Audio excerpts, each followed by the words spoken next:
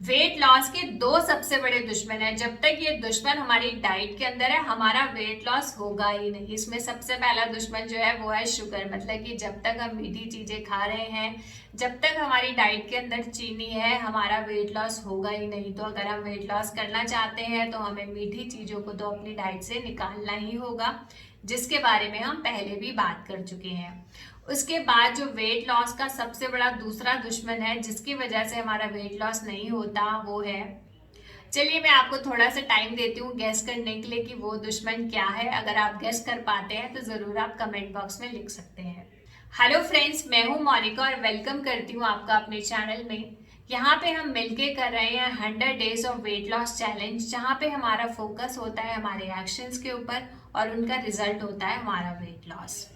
हम पहुंच चुके हैं वीक 4 के ऊपर। अगर आप जानना चाहते हैं कि वीक 1, 2 या 3 के क्या एक्शंस थे तो उसका लिंक डिस्क्रिप्शन में है, आप देख सकते हैं। तो वीक 4 के एक्शन को बताने से पहले मैं कुछ शेयर करना चाहती हूँ।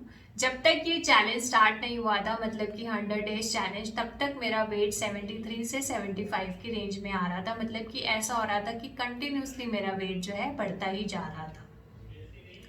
उसके बाद जब मैंने ये चैलेंज स्टार्ट किया तो धीरे धीरे अपनी हैबिट्स में चेंजेस लेके आए। जो एक्शन प्लान थे उनके ऊपर वर्क वर्क किया, वॉक करना स्टार्ट कर दिया। हाँ, बीच में कुछ जो एक्शन थे उनको मैं पूरा नहीं भी कर पाई। उसके लिए मैंने पहले भी बताया था कि बीच में अगर हम चूक जाते हैं तो हमें बीच में चैलेंज को नहीं छोड़ना है और अगले दिन से दोबारा से फ्रेश स्टार्ट करनी है।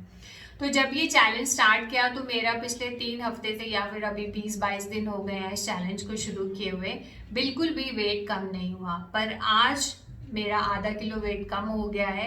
मेरा नॉर्मली वेट जब मैं सुबह उठ के करती हूँ तो 73 की रेंज में आता है, तो अब मेरा 72.5 की रेंज में मॉर्निंग वेट आने लग गया है। मतलब कि तकरीबन आधा किलो मेरा वेट जो है कम हो गया है।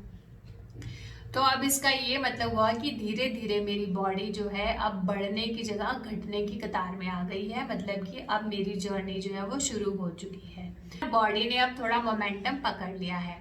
मोमेंटम से मैं आपके साथ शेयर करना चाहती हूँ। आप में से कुछ लोग जानते भी होंगे जॉन मैक्सवेल जी को। वो वर्ल्ड के बहुत ही फेमस इंटरनेशनल मोटिवेशनल स्पीकर हैं और उन्होंने लीडरशिप के ऊपर बहुत सी बुक्स लिखी हैं। तो 3 दिन पहले मैं उनकी लीडरशिप के ऊपर बुक पढ़ रही थी, द 21 लॉज ऑफ लीडरशिप। तो उन्होंने एक लॉ उसमें बताया था कि लॉ ऑफ मोमेंटम। वो कहते हैं कि जब हम मोमेंटम में होते हैं, मतलब कि जब हम कोई काम कर रहे होते हैं तो साथ साथ इतने सारे काम हो जाते हैं कि हमें पता ही नहीं चलता। यहाँ पे कहावत होती है कि अगर तवा गर्म हो तो 2-4 रोटियां और भी पका लो तो पता ही नहीं चलता। मतलब कि जब तवा गरम है तो अगर आपको 2-3 फुलके और भी बनाने हो तो ज़्यादा टाइम नहीं लगेगा। अगर तवा ठंडा है तो पहले आपको गैस ऑन करनी पड़ेगी, फिर वो तवा गरम होगा तभी हम उसके ऊपर रोटी सेक सकते हैं।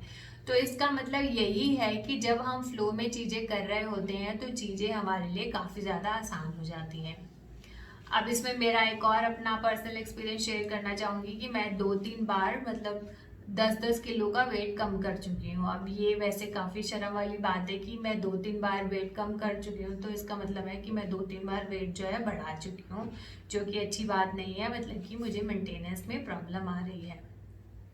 पर जब मैंने अपना वेट कम किया था तो जो मेरी डाइट थी तब उसको मुझे फॉलो करने में कोई भी मुश्किल नहीं होती थी। पर जब अब मैंने दोबारा से अपना वेट लॉस किया है, सॉरी, अब जब मैं दोबारा से इस जर्नी में आ रही हूँ तो मेरे को वो सारी चीज़ें करने के लिए मेहनत लग रही है जो पहले मेरे लिए आसान बन चुकी थी।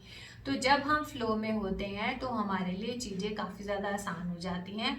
तो इसलिए अब जो भी आपका फ्लो बना है उस फ्लो को ब्रेक मत कीजिए। अगर बीच में किसी दिन कुछ खा लिया या कुछ कर दिया तो ये मत सोचिए कि मेरा जो है अब खराब हो गया, अब मेरा वेट लॉस नहीं होगा। क्योंकि कई बार हम फ्रस्ट्रेट हो जाते हैं और वेइंग मशीन को देखते हैं कि वेट बिल्कुल भी कम नहीं हो रहा, तो हमें लगता है छोड़ो, कोई फ़ायदा तो हो नहीं रहा। पर इससे छोड़ना नहीं है, हमें चलते ही रहना है। चलते चलते हम कहाँ पहुँच जाते हैं धीरे धीरे कि हमें पता भी नहीं चलता। तो ये तो मैं शेयर करना चाहती थी 100 डेज वेट लॉस चैलेंज के बारे में कि हमें प्रोसेस में बिलीव करना है और धीरे धीरे जो है हमें रिजल्ट्स आ ही जाएंगे। और अब बात करते हैं वीक 4 की।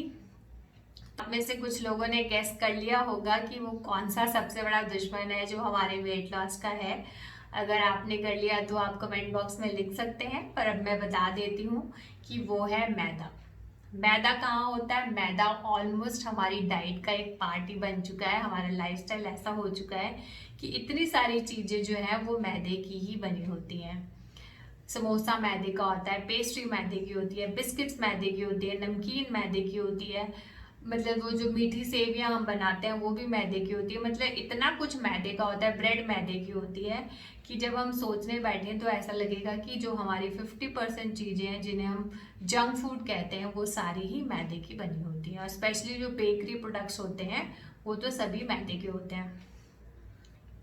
तो ये मैदे और चीनी का तो बहुत ही खतरनाक कॉम्बिनेशन हो गया जो हमारे वेट लॉस को कभी होने भी नहीं देगा। और इन चीज़ों के साइड इफेक्ट्स भी होते हैं। मतलब कि अगर कोई पतला भी है, जो फिट भी है, उसको भी मैदा या चीनी बिल्कुल भी नहीं खानी चाहिए। आपको खानी है तो थोड़ा थोड़ा खाओ, बिल्कुल ज़्यादा मत खाओ। पर वेट लॉस प्रोसेस में तो ऐसा नहीं चलता, आपको थोड़ा भी नहीं खाना चाहिए।